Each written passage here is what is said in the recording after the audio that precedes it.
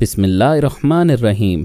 السلام علیکم محترم ناظرین و سامعین، آپ سن رہے ہیں دیوتا۔ تو آئیے بڑھتے ہیں کہانی کی جانب۔ منڈولا نے ایک ایئر ہوسٹس کے دماغ پر قبضہ جما کر اس مضر دوا کی ایک ننھی سی گولی اس کے ہاتھ میں پکڑا دی تھی۔ ہوسٹس نے اس گولی کو اپنے گریبان میں چھپا لیا تھا۔ اسے پتہ ہی نہیں چلا کہ صرف 3 یا 4 سیکنڈ میں غائب دماغ رہ کر وہ گولی چھپائی ہے۔ اس کے بعد وہ نارمل ہو کر اپنی ڈیوٹی میں مصروف رہی۔ اس نے منڈولا کی مرضی کے مطابق مونچھوں والے ساجد کے پاس جا کر پوچھا، کیا آپ کوئی مشروب لینا پسند کریں گے؟ اس نے انکار کیا۔ وہ بولی، تو پھر چائے یا کافی نوش کریں گے؟ وہ بولا، شکریہ، ابھی میں سونا چاہتا ہوں۔ یہ کہہ کر اس نے آنکھیں بند کر لی تھیں۔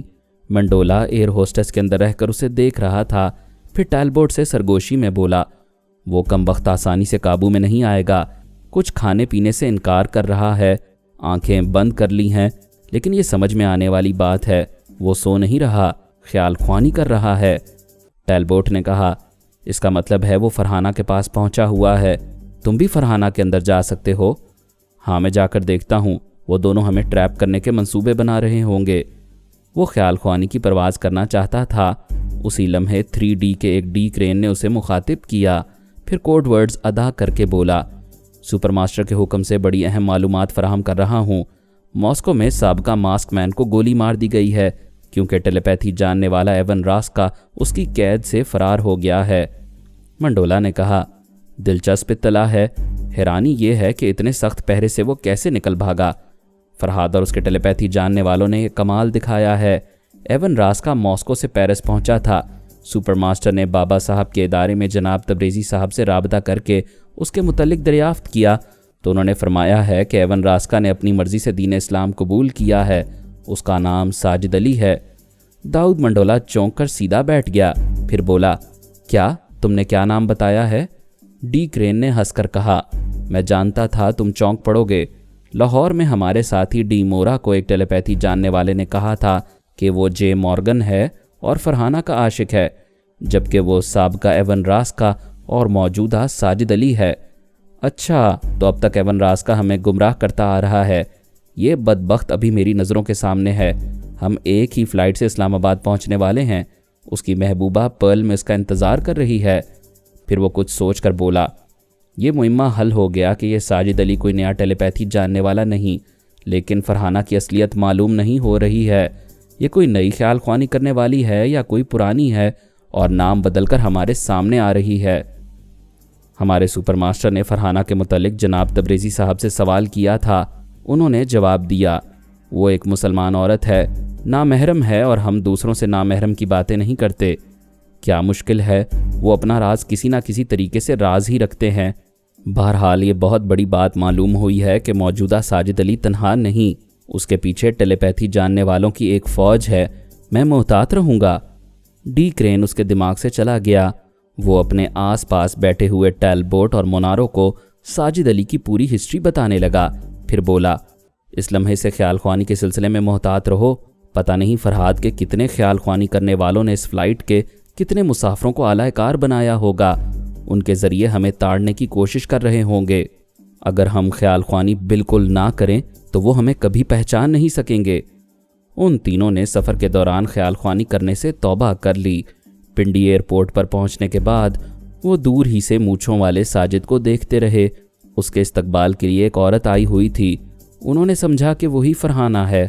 وہ جس طرح مونچھوں والے سے محبت کا اظہار کر رہی تھی، اس سے اندازہ یقین میں بدل رہا تھا۔ وہ کئی مسافروں کے درمیان پارکنگ ایریا میں آئے۔ مونیرو نے کہا، وہ دونوں کار میں جا رہے ہیں، کیا ہم ٹیکسی میں پیچھا کریں گے؟ منڈولا نے کہا، پیچھا کرنے کی کیا ضرورت ہے؟ فرحانہ پرل میں ٹھہری ہوئی ہے، وہ دونوں اسی سویٹ میں رات گزاریں گے۔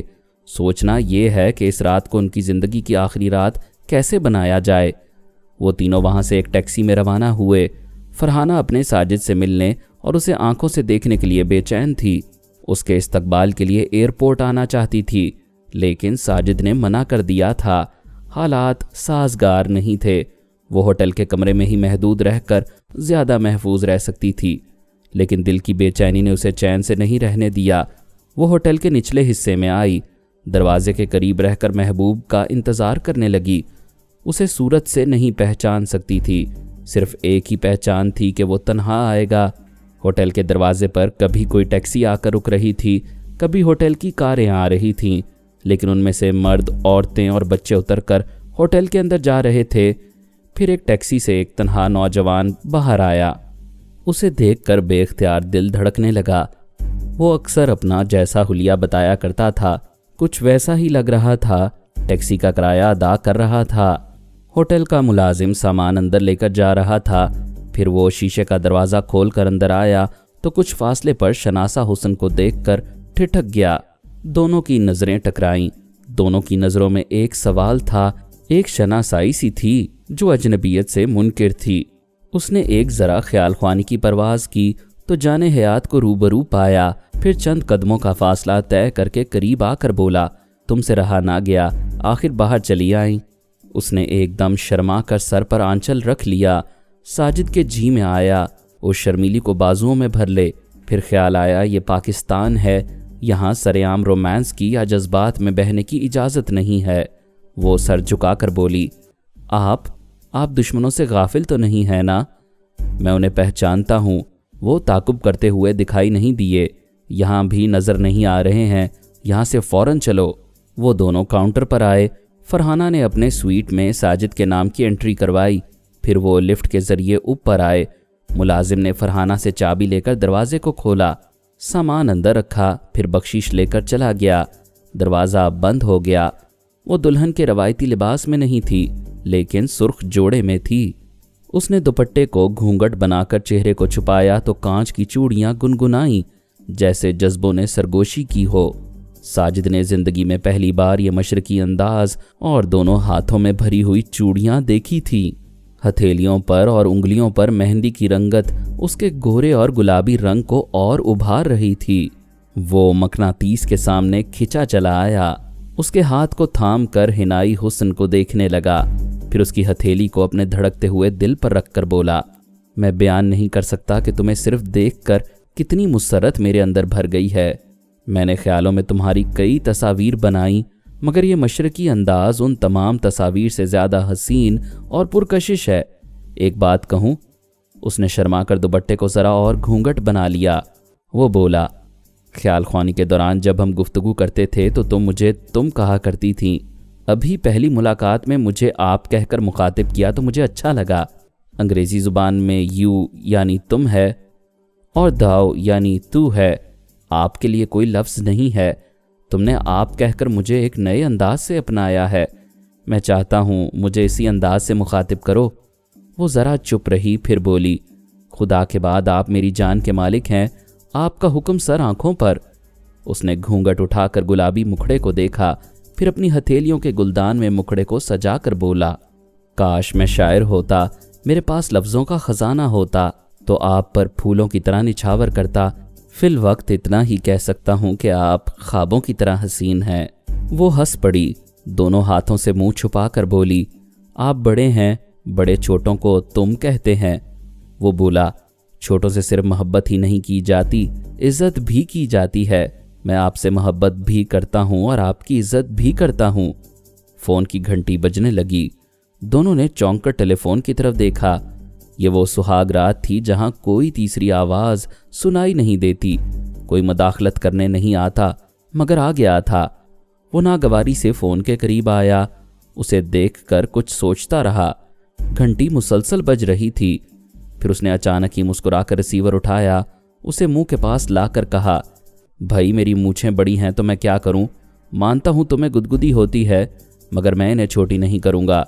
ओ हाँ, हेलो, कौन है? Hello hello. उसने रिसीवर उठाते ही ऐसा क्यों कहा? ये बात पहले फरहाना की समझ में नहीं आई। फिर दो बातें समझ में आईं। एक तो ये कि आधी रात के बाद किसी दुश्मन ने ही फ़ोन किया होगा और साजिद किसी भी फ़ोन करने वाले को ये जता रहा है कि वही मूँछों वाला साजिद है। लेकिन दूसरी बात जो फरहाना की समझ में आई, उसने शर्म से गुलनार कर दिया। ये समझ में आया कि मूँछों से गुदगुदी कैसे होती है। उसने शर्मा कर दोनों हथेलियों से अपने चेहरे को छुपा लिया। साजिद रिसीवर कान से लगाए कह रहा था, इतनी रात को फ़ोन करना कहाँ की शराफत है, मैं रिसीवर अलग रखकर सो रहा हूँ। उसने क्रेडल पर हाथ रखकर राबता ख़त्म किया, रिसीवर को क्रेडल से अलग रख दिया, फिर वो दरवाजे पर आया, उसे खोलकर डोंट डिस्टर्ब की तख्ती लगाई, फिर दरवाजे को अंदर से बंद कर लिया। सुहाग रात में फूल खिलते हैं, बाहर 7mm राइफल, क्लाशनकोव और रिवॉल्वरों में गोलियां भरी जा रही थीं। वो क्या थी? एक गरीब और बेबस और मोहताज लड़की थी। उसे एक दिलवाले ने बेताज मलका बना दिया था। दुनिया के हर मुल्क, हर शहर और हर बैंक की तिजोरी उसके लिए खुल चुकी थी। उसके महबूब ने उसके सर पर आसमान रोशन कर दिया था और ज़मीन पर फूलों की सेज बिछा दी थी। वो अपने महबूब को खिराज अकीदत पेश कर रही थी। बला से दरवाजे के बाहर मौत खड़ी हो, अंदर जितनी भी सांसें थीं वो अपने दिलवाले के नाम थीं। 2 आंखें उसे देख रही थीं। 2 आंखों ने उसे देखा कि वो एक कमज़ोर सी, बेयारो मददगार लड़की थी और अपनी पैदाइश के पहले लम्हे से बदनसीब थी। जब वो पैदा हुई तो बाप ने उससे नज़रें फेर लीं और उसकी माँ को गालियाँ दीं कि उसने बेटी क्यों पैदा की। माँ ने कहा, अब से पहले मैंने 3 बेटे पैदा किए, हर बेटे की पैदाइश पर तुमने खुदा का शुक्र अदा किया, बेटी की पैदाइश पर नाशुक्री क्यों कर रहे हो? अताए खुदावंदी से इनकार क्यों है? इसलिए कि बेटी शर्मिंदगी लेकर आती है, बाप और भाइयों के सर झुका देती है। हम किसी से आंखें नहीं मिला सकते। तुम दूसरों की बेटियों और बहनों को अय्याशी का माल समझते हो, इसलिए अपनी बेटी को देखकर पराई बेटी का बदन याद आता है और पराई बेटी को नंगी आंख से देखते ही अपनी बेटी याद आने लगती है। बकवास मत करो, इसे यहाँ से अपने मैके ले जाओ। मैं इसका वजूद इस घर में और इस शहर में बर्दाश्त नहीं करूँगा। क्या तुम मुझसे अलहदगी इख्तियार करना चाहते हो? क्या खुदा की रहीमी और करीमी से मायूस हो गए हो? क्या ये समझते हो कि आइंदा बेटा पैदा नहीं होगा? और अगर आइंदा भी बेटी पैदा हुई तो? नहीं, हरगिज़ नहीं। आइंदा तुम मेरी ख्वाबगाह में नहीं आओगी, और अगर आना चाहती हो तो ये लिख दो कि आइंदा बेटी पैदा करोगी तो तलाक हो जाएगी। नहीं, मैं तलाक नहीं लूँगी। एक औरत के लिए तलाक से बड़ी गाली कोई नहीं होती। अगर तू तलाक नहीं लेगी, मैके भी नहीं जाएगी, तो मैं तेरी बेटी का गला दबाकर मार डालूंगा। उसने बेटी की खातिर अलहदगी इख्तियार कर ली। शौहर ने बीवी और बेटी के लिए महाना रकम मुकर्रर कर दी और ये वार्निंग दी कि बेटी को बाप का नाम ना दिया जाए, वो उसका बाप कहलाना पसंद नहीं करेगा। अगर बाप का नाम दिया जाए तो कभी उसकी शादी ना की जाए। वो किसी को अपना दामाद बनाते हुए शर्म और गैरत से डूब मरेगा। बीवी ने वादा किया कि वो बेटी की शादी कभी नहीं होने देगी। शौहर ने कहा, अगर वो किसी से इश्क करेगी तो उसके आशिक के साथ उसे गोली मार देगा। इन हालात में वो लड़की परवरिश पाकर जवान हुई। चूंकि ज़हीन थी, इसलिए हालात की मार ने उसके अंदर यह अज़म पैदा किया कि वो अपनी ज़ात की अहमियत को मनवाएगी और स्कूल से लेकर मेडिकल कॉलेज के आखिरी साल तक हर इम्तिहान में अव्वल आती रही। दूर दूर तक उसके हुस्न और उसकी जहानत के चर्चे होने लगे। 2 आंखें उसे देख रही थीं। हाँ, 2 आंखें उसे देख रही थीं, लेकिन वो आंखें किसकी हैं? देखने वाली आंखें गवाह कहलाती हैं। 2 आंखों ने उसे देखा कि उसकी जहानत के कायल और उसके हुस्न के शेदाई जगह जगह थे। शायर उसके हुस्न के कसीदे लिखते थे और हर महफिल में उसके नाजो अंदाज के चर्चे होते थे। उसके 3 तगड़े और खूंखार भाई अय्याशों की जिस महफिल में जाते थे, वहाँ अपनी बहन के हुस्न की मिसाल ज़रूर सुनते थे और बहन के हुस्न व शबाब की तारीफ़ें करने वालों को हस्पताल या कब्रिस्तान पहुँचा देते थे। उन्होंने बाप से झगड़ा किया कि क्यों एक बेटी पैदा की, उसे कोई ना कोई हाथ लगाएगा, इस ख्याल से ही हमें शर्म आती है। बाप ने कहा, हम उसकी शादी नहीं होने देंगे। बेटों ने कहा, शादी नज़रों में आती है, गुनाह छुपकर होता है, वो छुपकर जो करेगी उसका हिसाब कौन करेगा? उसके गुनाहगार होने की भिनक कानों में पड़ेगी तो हम उसे गोली मार देंगे। जब ये बदनामी के छींटे हमारे दामन पर ही आ जाएंगे तो उसके खून से भी ये धब्बे नहीं मिटेंगे। दानिशमंदी ये है कि उसे किसी वीराने में ले जाकर गोली मार दी जाए। चारों बाप बेटे सर जोड़कर कत्ल का मंसूबा बनाने लगे। वो इतनी हसीनो जमील थी कि उसका दागदार होना लाजमी था और वो दाग बाप और भाइयों के दामन पर लगने वाला था। फिर उसके अगवा का शर्मनाक वाक़या पेश आया और वो शर्मो हया की मारी रईस के हरम तक जा पहुंची।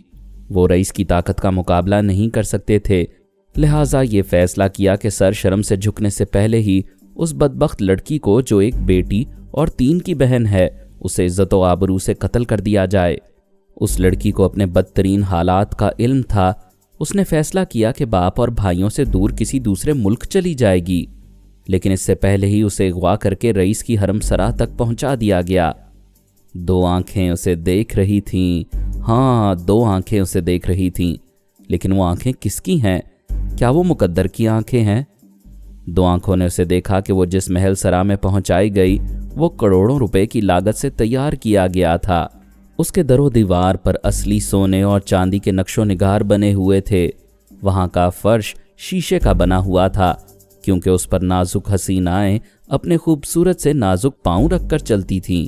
ایک مسلمان رئیس نے صرف در و دیوار اور فرش پر جو کثیر رقم خرچ کی تھی، وہ رقم صومالیہ کے مسلمانوں کو پہنچائی جاتی تو وہ فاقوں اور بیماریوں سے محفوظ رہ کر ایک مسلم سیاسی قوت بن کر ابھرتے۔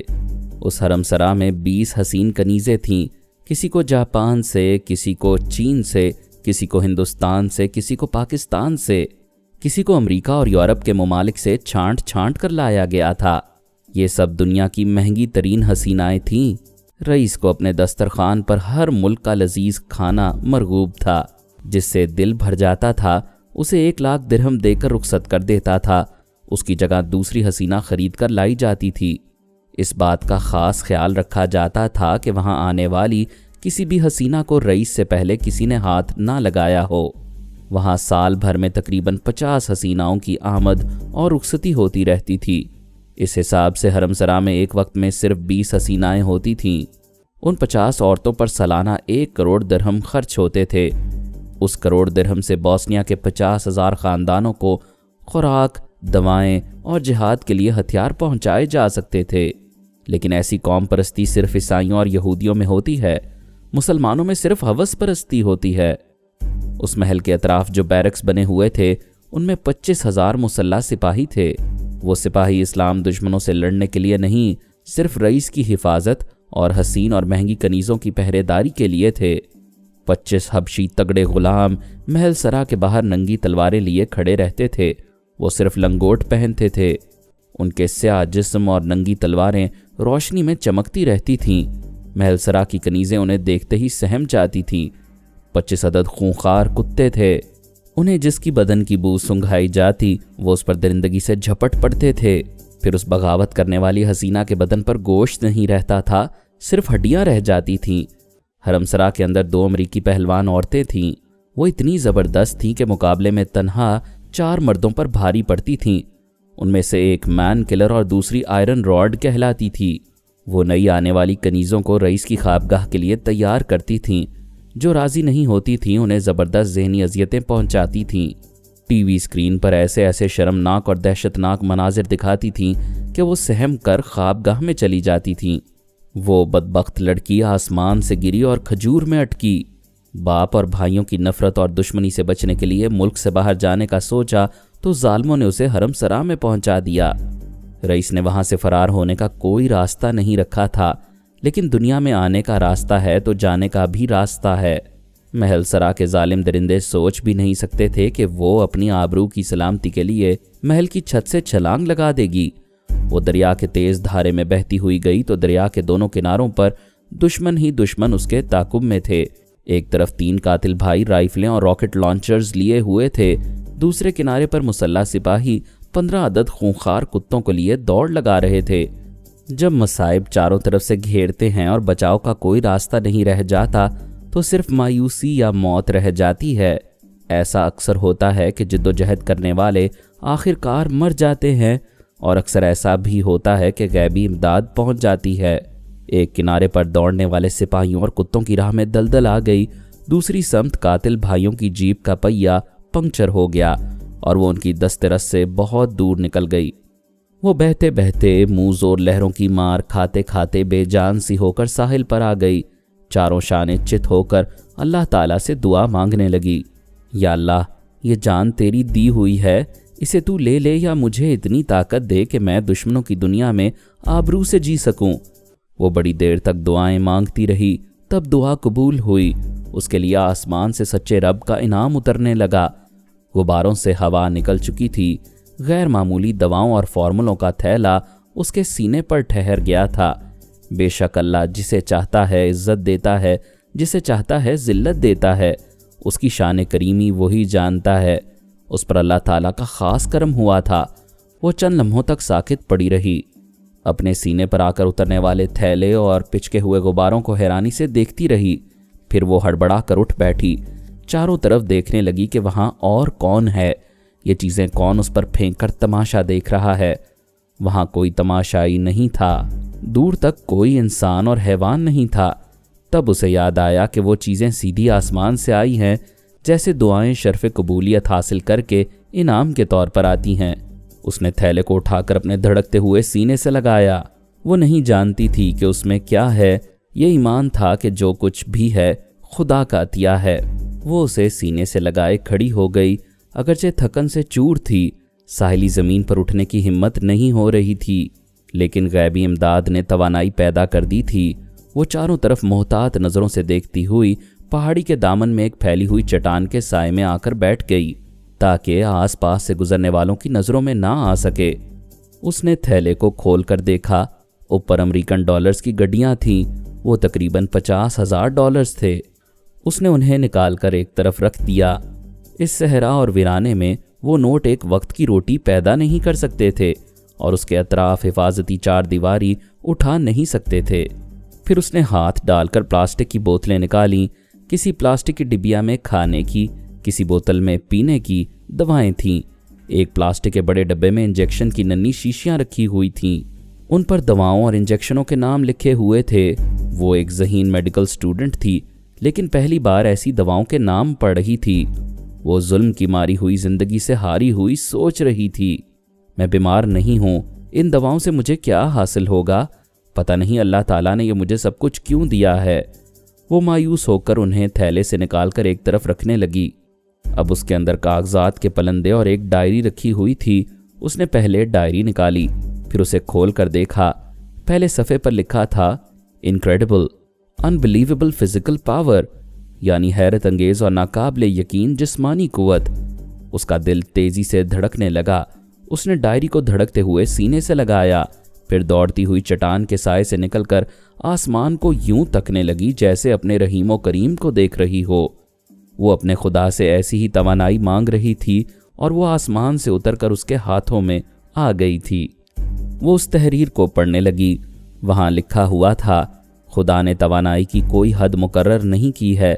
इंसान जितना तलब करता है उतना उसे देता है, लेकिन तलब जहानत से हो और अमल से हो।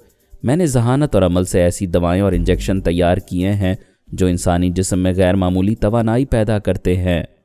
ऐसी तवानाई के आदमी पत्थर को ठोकर मारे तो वो रेजा रेजा हो जाए, फौलाद को मोड़े तो वो अकड़ भूल कर टेढ़ी हो जाए, दुनिया का बड़े से बड़ा शाहजोर उसके कदमों में तड़पने लगे। उसने सफ़ा उलटकर पढ़ा। वहाँ लिखा हुआ था इनक्रेडिबल अनबिलीवेबल ब्रेन पावर, हैरत अंगेज और नाकाबिले यकीन दिमागी तवानाई। नीचे लिखा हुआ था, मैंने ऐसी दवाएं तैयार की हैं जो दिमाग को गैर मामूली तवानाई अता करती हैं। इंसानी यादाश्त हैरत अंगेज हो जाती है। आदमी एक बार पढ़कर या एक बार देखकर उस बात की या उस मंजर की तफसील कभी नहीं भूलता। कंप्यूटर किसी तेज़ी से सोचता, समझता और चश्मे ज़दन में सही हिसाब पेश करता है। उसके जहन पर किसी सदमे, नज़ले या धमाके का असर नहीं होता। जिस्मानी और जहनी तवानाई की जो दवाएं हैं वो मनफी असर भी दिखाती हैं।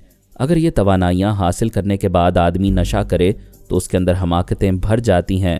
इससे इनकार नहीं कि गुमराही से बढ़कर और कोई हमाकत नहीं होती। तीसरे सफ़े पर लिखा था इनक्रेडिबल अनबिलीवेबल हियरिंग पावर, यानी हैरत अंगेज़ और नाकाबिले यकीन कुव्वत समात। चौथे सफ़े पर गैर मामूली कुव्वत बसारत के मुतल्लिक लिखा हुआ था। पाँचवें सफ़े पर दर्ज था, मैंने ये दवाएं तैयार करने में बरसों गुजार दिए। यूसुफुल बुरहान उर्फ पाशा नामी इल्मुल अब्दान के माहिर ने इस सिलसिले में मेरी बड़ी मदद की। हमने इन दवाओं को पहले एक बंदर पर आजमाया तो 100% खातिर खान नतीजा निकला। हमने उस बंदर का नाम हीरो रखा। वो हज़ारों मील दूर की आवाज़ सुन लेता था, गहरी तारीकी में साफ तौर पर देख लेता था। उस बंदर की जहानत इंसानी जहानत में तब्दील हो रही थी। उसकी इब्तदाई जिस्मानी कुव्वत को देखकर अंदाज़ा होता था कि आइंदा चंद बरसों में वो हाथी से ज़्यादा ताकतवर होगा। इस कामयाबी से खुश होकर मैंने वो दवाएं आजमाईं। अगरचे पाशा ने इस सिलसिले में भरपूर मदद या साथ दिया था, लेकिन मैं नहीं ये चाहता था कि एक मुसलमान ऐसी गैर मामूली कुव्वतें हासिल करे। मैंने उसे टालने के लिए कहा, یہ دوائیں ہم نے ایک جانور پر آزمائی ہیں، اب میں ایک انسان کی حیثیت سے خود پر آزماؤں گا، خاطر خواہ کامیابی ہوگی تو تمہیں بھی ایک غیر معمولی انسان بنا دوں گا۔ پاشا نے کہا، میں تمہارا محتاج نہیں ہوں اور نہ ہی ایک یہودی پر بھروسہ کر سکتا ہوں۔ تجربات کے پہلے دن سے ہی میں دواؤں کی کامیابی اور ناکامی کی رپورٹ اور ان دواؤں کے اوزان نوٹ کرتا رہا ہوں اور اپنے لیے علیحدہ دوائیں تیار کرتا رہا ہوں۔ تمہاری اطلاع کے لیے عرض ہے کہ میں انہیں استعمال بھی کر رہا ہوں۔ مجھے پاشا کی طرف سے خطرہ محسوس ہوا۔ میں اس کے مقابلے میں بہت بوڑھا تھا۔ اگرچہ دوائیں مجھے طاقتور بنا رہی تھیں تو پاشا کو بھی مجھ سے زیادہ طاقتور اور جوان بناتی جا رہی تھیں۔ میں دواؤں کے فارمولے لے کر ایک رات چپ چاپ وہاں سے نکل بھاگا، پھر نگر نگر بھٹکتا ہوا اپنے ملک اسرائیل پہنچ گیا۔ یہودی جیفری ہیرلڈ نے پوری تفصیل سے اپنی داستان لکھی تھی۔ بندر آدمی ہیرو کے بارے میں آخری صفحات پر لکھا تھا۔ اب وہ 5.5 فٹ کا انسان بن گیا ہے، مہذب انسانوں کی طرح لباس پہنتا ہے، صرف زبان سے نہیں بول سکتا، کمپیوٹر کے ذریعے گفتگو کرتا ہے۔ اب وہ بندر آدمی ہیرو مجھ سے باغی ہو رہا ہے۔ میں اسے اپنا تابعدار بنا کر رکھنا چاہتا ہوں، لیکن وہ آزادی کا تقاضا کر رہا ہے۔ میں نے اس پر اتنی محنت اس لیے نہیں کی ہے کہ وہ آزادی کے نام پر کسی دوسرے کے جال میں پھنس جائے اور اس کی غیر معمولی صلاحیتوں سے دوسرے فائدہ اٹھائیں۔ ہمارا گھوڑا ہمیں اپنی پیٹھ پر سواری نہ کرنے دے تو اسے گولی مار دینی چاہیے۔ آج رات میں اسے تفریح کے بہانے کسی ویرانے میں لے جاؤں گا، پھر اسے گولی مار دوں گا۔ اب مجھے قتل کرنے کی تیاری کرنی ہے۔ اس کا کام تمام کرنے کے بعد یہ صفحہ مکمل کروں گا۔ تحریر ختم ہو گئی تھی، وہ صفحہ مکمل نہیں ہوا تھا۔ جمیلہ راضی نے دوسرے صفحات الٹ کر دیکھے، سب سادے تھے۔ وہ ڈائری لکھنے والا یہودی جیفری ہیرلڈ واپس آ کر صفحہ مکمل نہیں کر پایا تھا۔ اسے ظاہر ہو رہا تھا کہ وہ پھر اپنی ڈائری کے پاس آنے کے قابل نہیں رہا تھا۔ اس نے ڈائری کو بھی ایک طرف رکھ دیا، پھر بیگ کے اندر سے کاغذات کا پلندہ نکالا۔ سرسری طور سے دیکھنے پر معلوم ہو گیا کہ وہ غیر معمولی دواؤں کے فارمولے ہیں اور اس میں ترکیب استعمال بھی لکھی ہوئی تھی۔ وہ ان تمام کاغذات کو توجہ سے پڑھنے لگی۔ میڈیکل کی تعلیم کام آ رہی تھی۔ وہ تمام طبی اصطلاحات کو سمجھتی جا رہی تھی۔ تمام نکات کو اچھی طرح سمجھنے کے بعد اس نے جسمانی توانائی کی دوا کی ایک ڈبیا اٹھائی، چٹان کے سائے سے باہر کھلے آسمان کے نیچے آئی، پھر ریت پر 2 زانو ہو کر اس نے سجدہ کیا۔ اللہ تعالیٰ کی مہربانیوں کا شکر ادا کرتے کرتے روتی رہی۔ پھر سجدے سے اٹھ کر اس نے ڈبیا کھولتے ہوئے کہا، یہ پہلی خوراک شروع کرتی ہوں اللہ کے نام سے جو بڑا مہربان ہے اور نہایت رحم والا ہے۔ اس نے وہ پہلی خوراک حلق سے اتار لی۔ 2 آنکھیں اسے دیکھ رہی تھیں۔ ہاں، 2 آنکھیں اسے دیکھ رہی تھیں، لیکن وہ آنکھیں کس کی ہیں؟ وہ آنکھیں میری ہیں۔ جی ہاں، میں اپنی داستان کا آپ راوی ہوں۔ میری 2 آنکھیں دیکھ رہی ہیں، تبھی میں یہ سب کچھ بیان کر رہا ہوں۔ سوال پیدا ہوتا ہے کہ میں یہ سب کچھ کیسے دیکھ رہا ہوں؟ کیا جمیلہ راضی اور اس کے دشمنوں کی نظروں سے اوجھل ہوں اور غائب رہ کر سارا تماشا دیکھ رہا ہوں؟ نہیں، میرے پاس غیب کا کوئی علم نہیں ہے۔ واقعہ یوں ہے کہ عادل اور ہیرو کو فرانس کے خصوصی طیارے سے رخصت کرنے کے بعد میں بھی اسرائیل کی سرحد پار کرنا چاہتا تھا۔ جناب علی اسد اللہ تبریزی نے ہدایت دی کہ میں اسرائیل کی شمال مشرقی سرحد عبور کروں۔ اب مجھے کچھ عرصہ مشرق وسطیٰ کے ممالک میں رہنا ہے۔ جب میں سرحد کی طرف روانہ ہوا تو میرے ساتھ کھانے پینے اور پہننے اوڑھنے کا کافی سامان تھا، اور میرے مزاج کے خلاف میرے پاس ہتھیار اور کارتوس کا ذخیرہ بھی تھا۔ زندگی میں پہلی بار میں اتنے سامان کے ساتھ سفر کر رہا تھا، کیونکہ یہ تبریزی صاحب کا حکم تھا۔ راستے میں کوئی خاص رکاوٹ پیش نہیں آئی۔ سرحدی چوکی پر برائے نام فوجی تھے۔ میں نے ایک آفیسر کے دماغ پر قبضہ جما کر ایک جعلی کارڈ دکھایا، خود کو ایک آرمی آفیسر ثابت کیا۔ آفیسر نے میری گاڑی کی تلاشی لینے سے سپاہیوں کو منع کر دیا، پھر مجھے سلیوٹ کر کے کہا، آپ کی اجازت ہو تو میں دریا کے ساحل تک آپ کو چھوڑ آؤں۔ میں نے کہا، بے شک تم میرے ساتھ تنہا آ سکتے ہو۔ وہ میرے پاس آ کر بیٹھ گیا۔ دوسرے لفظوں میں اسے میں نے اپنے ساتھ چلنے پر مجبور کیا تاکہ میرے آگے بڑھ جانے کے بعد وہ پیچھے رہ کر کوئی گڑبڑ نہ کرے۔ وہ ساحل تک میرے ساتھ آیا۔ موٹر بوٹ والے کو حکم دیا کہ صاحب دریا میں آگے جانا چاہتے ہیں، ان کا سامان بوٹ میں رکھو۔ تمام سامان بوٹ میں رکھ دیا گیا۔ میں نے آفیسر سے الوداعی مصافحہ کرتے ہوئے کہا، یہاں میری گاڑی میں بیٹھ کر انتظار کرو، میں جلد ہی واپس آؤں گا۔ اسی وقت سونیا ثانی نے آ کر کہا، پاپا میں اسے قابو میں رکھوں گی، آپ جائیں۔ میں بوٹ میں آ کر بیٹھ گیا۔ جب وہ دریا کی لہروں پر آگے بڑھی تو میں لیٹ گیا۔ یہ جناب تبریزی صاحب کی ہدایت تھی کہ میں سو جاؤں۔